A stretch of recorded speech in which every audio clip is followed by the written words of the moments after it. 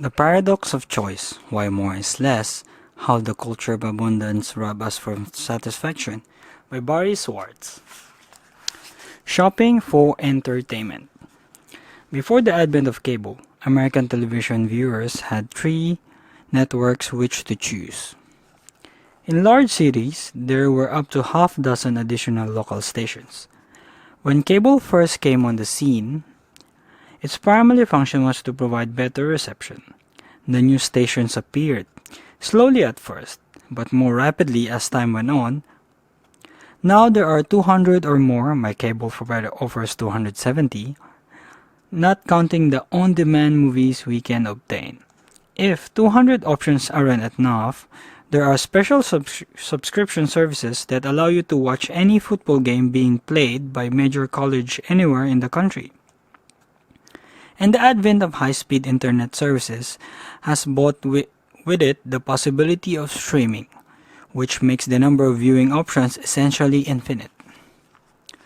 But what if, with all these choices, we find ourselves in bind of wanting to watch two shows broadcast in the same time slot? Thanks to DVRs, that's no longer a problem. Watch one and record one or several for later. And programmable electronic boxes like TiVo enables us in effect to create our own TV stations. We can program those devices to find exactly the kinds of shows we want and to cut out the commercials, the promos, the lead-ins, and whatever else we find annoying. And the boxes can learn what we like and then suggest to us programs that we may not have thought of. We can now watch whatever we want, wherever we want to. We don't have to schedule our own TV time. We don't have to look at the TV page in the newspaper. Indeed, there is no TV page in the newspaper. Middle of the night or early in the morning, no matter what that old movie is on, it's available to us exactly when we want it. So the TV experience is now very essence of choice without boundaries. With these boxes in every home, it's a good bet that when folks gather around the water cooler to discuss last night's big TV events, not two of them will have watched the same shows. Like the college freshmen struggling in vain to find a shared intellectual experience, American TV viewers will be struggling to find a shared TV experience. But is expanded choice good or bad? Americans spend more time shopping than the members of any other society. Americans go to shopping centers about once a week, more often than they go to houses of worship. And Americans now have more shopping centers than high school. In a survey, 93% of teenage girls surveyed that shopping was their favorite activity. Mature women also says they like shopping, but working women says that shopping is a hassle, as do most men. When asked to rank the pleasure they get from various activities, grocery shopping ranks next to last, and other shopping fifth from the bottom. And the trend over recent years is downward. Apparently, people are shopping more but enjoying it less. There is something puzzling about these findings. It's not so odd, perhaps, that people spend more time shopping than they used to, with all these options available. Picking what you want takes more effort, but why do people enjoy it less? And if they do enjoy it less, why do they keep doing it?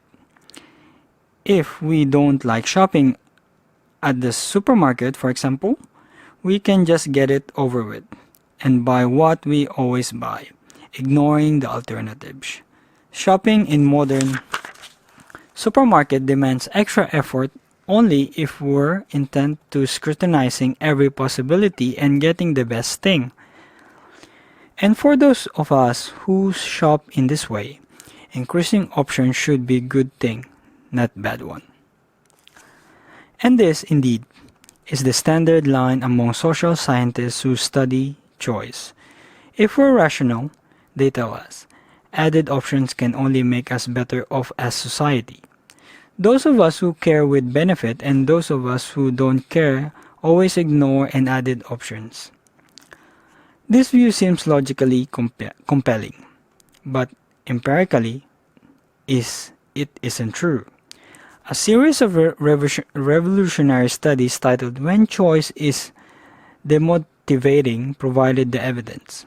One study was set in a gourmet food store in an upscale community where the owners commonly set up sample tables of new items.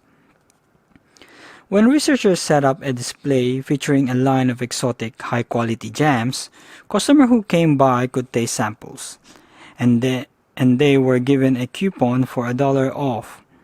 If they bought a jar, in one condition of the study, 6 varieties jam were available for tasting. In another, 24 varieties were available. In either case, the entire set of 24 varieties available for purchase. The large array of jams attract more people to the table than the small array. Fruit in both cases tasted about the same number of jams on average. When it came to buying, however, a huge difference became evident. 30% of people exposed to the small array of jams actually bought a jar.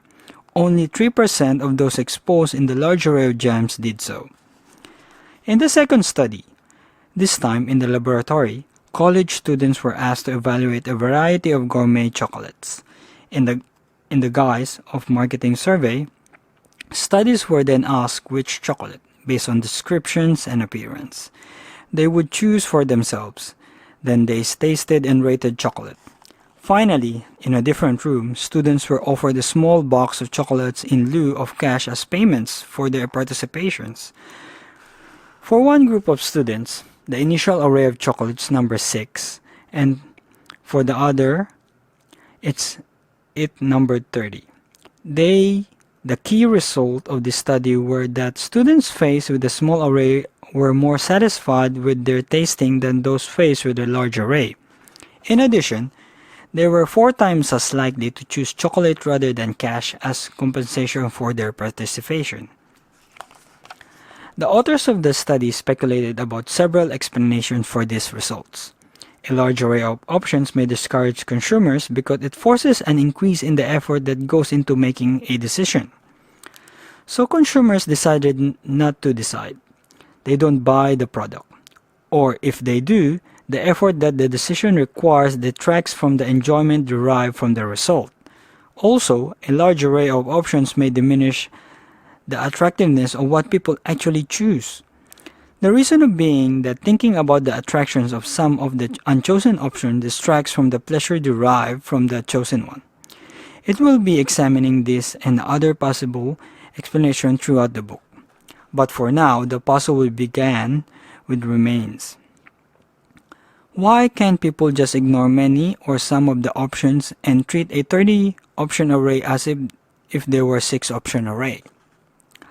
There are several possible answers. First, an industry of marketers and advertisers products difficult or impossible to ignore. They are in our faces all the time. Second, we have a tendency to look around of what others are doing and use them as a standard of comparison. If the person sitting next to me on an airplane is using an extremely light compact laptop computer with a large crystal clear screen, the choices for me as a consumer have just been expanded, whether I want them to be or not. Third, we may suffer from what economist Fred Hirsch referred to as the tyranny of small decisions. We say to ourselves, let's go to one more store, or let's look at one more website, and not let's go to all the stores or let's look at all the websites. It always seems easy to add just one more item to the array that's already being considered. So we go from 6 options to 30, one option at a time. By the time we're done with our search, we may look back in horror all the alternatives we've considered and discarded along the way. But what I think is most important of what people won't ignore alternatives if they don't realize that too many alternatives can create a problem. And our cultures sanctifies freedom of choice so profoundly that the benefits of the infinite options seem self-evident. When experiencing dissatisfaction or hassle on the shopping trip, consumers are likely to blame it on something else. Surely salespeople, traffic jams, high prices, items out of stock, anything but the overwhelming array of options. Nonetheless, certain indicators pop up occasionally that signals discontent with this trend. There are now several books and magazines devoted to what called the voluntary simplicity movement. Its core idea is that we have too many choices, too many decisions, too little time to do what is really important. We can imagine at one point at which options would be so copious that even the world's most ardent supporters of freedom of choice would begin to say enough already. Unfortunately, that point of revulsion seems to recede endless into the future. In the next chapter, we'll explore some of the newer areas of choice that have been added to complicate our lives. The question is, does this increased complexity bringing with it increased satisfaction? The paradox of choice. Why more is less? How the culture of abundance robs us of satisfaction. By Barry Schwartz.